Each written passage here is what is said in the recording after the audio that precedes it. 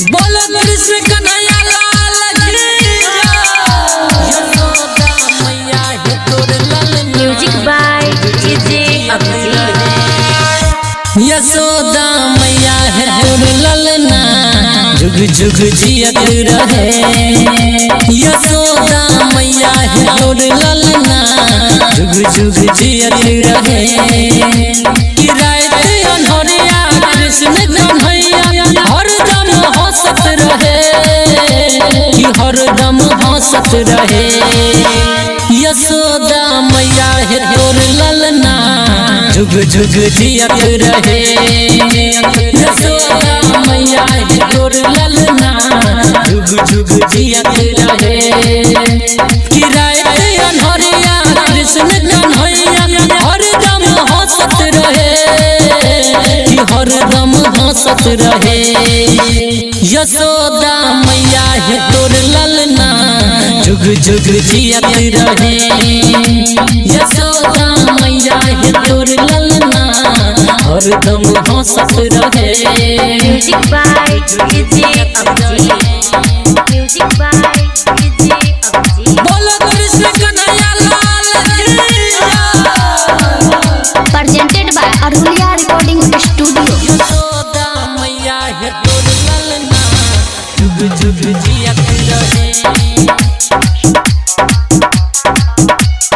जुग जुग जियत रहे। दुनिया के करत ई है उधार मैया तो हर ललना है। ललना है हाँ स्वयं नारायण ललकई अवतार। गोदी के तो हर लौना है लौना है। कि बनस बजैया रास रचैया हरदम चमकत रहे। कि हरदम चमकत रहे। यशोदा मैया है तोर ललना जुग जुग जियत रहे। यशोदा मैया है तोर ललना जुग जुग जियत रहे। Music by DJ Abhijit.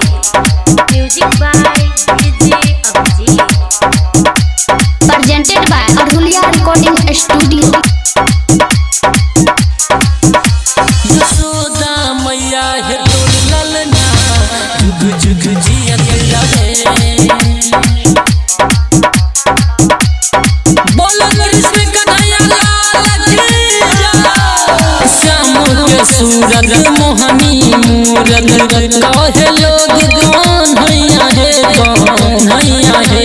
Sikandar Suman writer Anil गावे मिल बधैया है।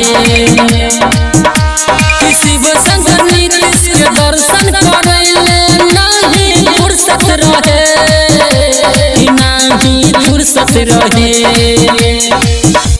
यशोदा मैया है तोर ललना जुग जुग जियत रहे। यशोदा मैया है तोर ललना जुग जुग जियत रहे। बोलो कृष्ण कन्हैया